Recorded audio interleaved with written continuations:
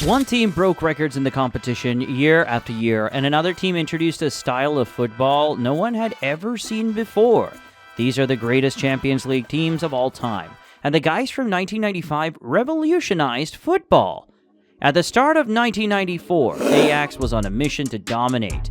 In the years prior, Ajax coach Louis van Gaal had been quietly building a team that would soon take over Europe.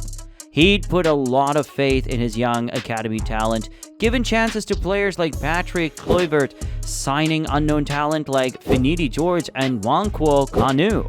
And pretty soon, Van Gaal's methods of hard work started to pay off, and the whole of Europe was taking note. At the time, the dominant team in Europe was AC Milan, with players like Paolo Maldini and Marco van Basten. They were always favorites for every game they played in. So when Ajax beat them 2-0 in the opening group stage game of that season, everyone was surprised. What followed next was a 2-1 win away at Greece and Athens, then 2 draws against Salzburg, and by the time they faced Milan again, this time at the San Siro, the scoreline was different. They'd just beaten the greatest European team of the last decade twice, home and away. Ajax's brand of football at this point was purely entertaining. They played possession-based football, with Cruyff's ideas forming the basis of the team, and they worked as a group, didn't rely on individual talent, and got results as a team. In the quarterfinals that year, they beat Hajduk Split 3-0 on aggregate to set up a semi-final clash with Bayern Munich, and this is where things were about to get pretty interesting. Bayern got cooked 5-2 on aggregate. Their reward for beating Bayern in the semis? A final clash with the defending champions, AC Milan. Ajax had already beaten them twice this season, and there's no way the guys at Milan would sit back and allow a third defeat against the same team in months, so they came with extra energy for this one. But that Ajax team? They did it again! This time, Kluivert came off the bench to score the winner and make history for the Dutch side. This win was more than just the first Champions League. Ajax had now become the first side in the game to win the Champions League and a domestic league title without losing a single game. Unbeaten stuff. For a large period, it seemed like it'd be years before we'd ever see a team as dominant as this one. Until 2015, when a Catalan legend created a team that dominated the entire continent. The 2014-15 Barcelona was special.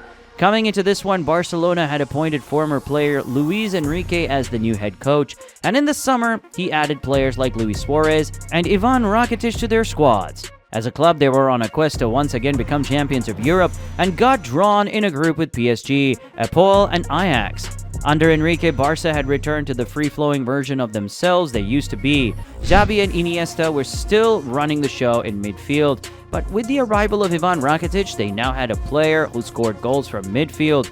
And speaking of goals, up top, they created the deadliest attacking trio in Europe.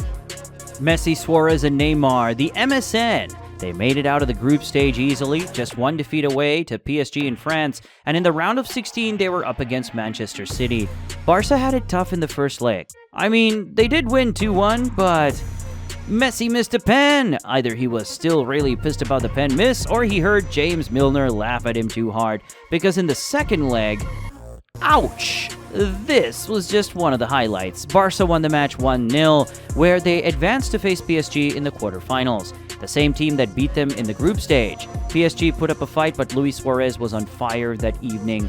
Don't take it from me, though. Just ask David Luiz.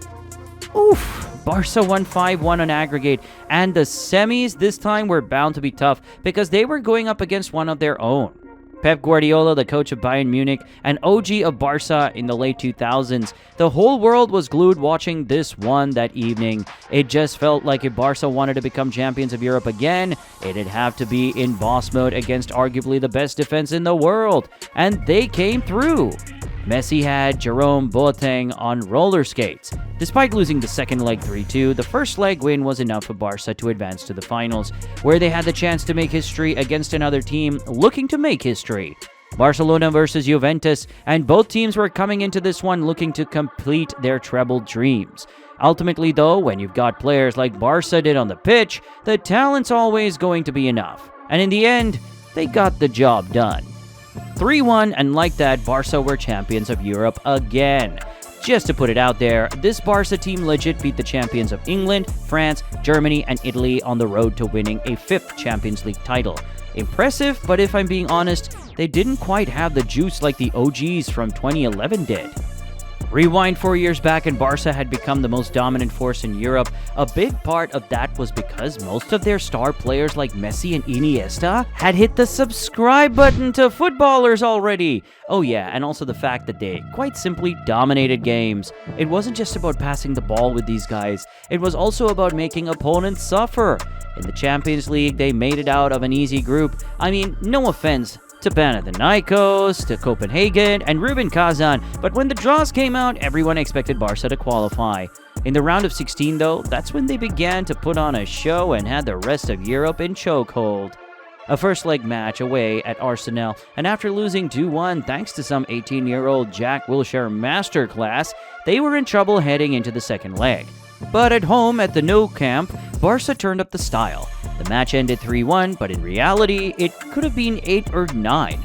Barca finished the game with 76% possession, had 12 shots on goal to Arsenal's 0, and 20 attempts to Arsenal's 0. How did Arsenal get the score then? Yeah, that sums it up. The quarterfinals against Shakhtar Donetsk was relatively straightforward.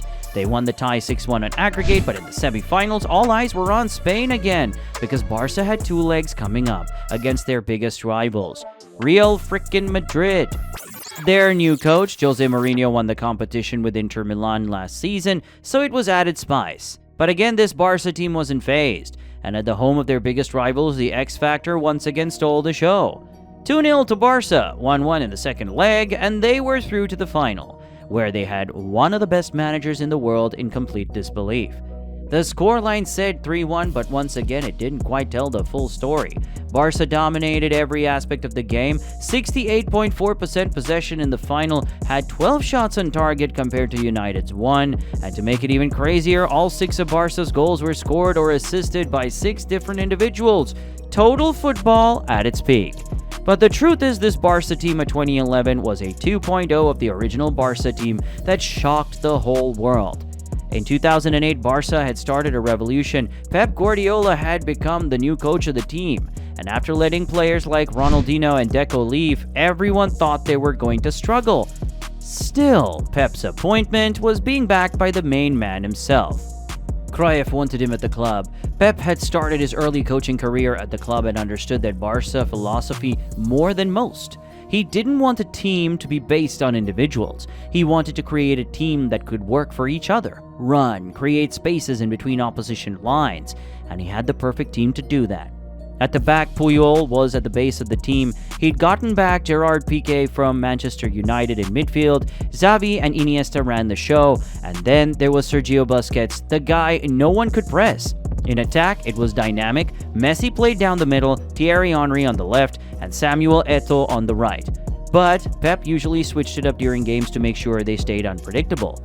They made it out of a group with Sporting Lisbon, Shakhtar Donetsk, and FC Basel with just 1 defeat, and in the round of 16 they easily dispatched Olympique Lyon 6-2 on aggregate. Quarterfinals, 5-1 against Bayern Munich, and at this point it was pretty clear that everyone had to stand up and take notes. The new brand of football was being played at Barca. The semifinals, though, were completely controversial. After drawing the first leg against Chelsea 0-0 at the Nou Camp, Barca got a late Andres Iniesta goal to tie it 1-1 and advance on aggregate to the final. Despite some shady refereeing, and in the big one in Rome against the defending champions Manchester United, Barca got the job done. A 2-0 win was the icing on the cake. A treble that season, 6 trophies that year. These guys should have been the greatest team in Champions League history, but they weren't doing a three-peat in the competition like Los Blancos did. Real Madrid 2017-18, the guys that made history. Coming into this season, Madrid had won the competition back-to-back, and they pretty much kept the team the same. Unlike the Barca teams of 2009 and 2011 that played possession-based football and passed teams to the end, Madrid had individuals that knew that they could make a difference at any time, especially this guy, Cristiano Ronaldo, and this was his competition. He'd been the top scorer in every Champions League competition Madrid had played in since he joined the club, and always came up decisive too. The group stage for Madrid that year was kinda tricky. Apoel Nicosia, Borussia Dortmund, and Tottenham made it out of the group, dropping points against Spurs home and away, and from that point on, it became the CR7 show. He scored 3 goals in both legs against PSG in the round of 16, and in the quarterfinals first leg against Juventus, he scored perhaps the greatest goal in the competition. Damn, at 33! In the second leg though, Madrid almost blew their 3-0 lead away, but in the 89th minute he came to the rescue. 4-3 on aggregate, through to the semis. They beat Bayern 4-3, and in the final against Liverpool, Gareth Bale made sure the trophy was heading back to Madrid.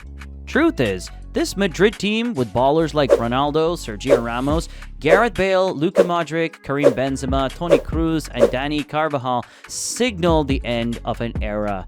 3 Champions League trophies back to back to back. No one came close to this before, and it doesn't look like anyone will anytime soon.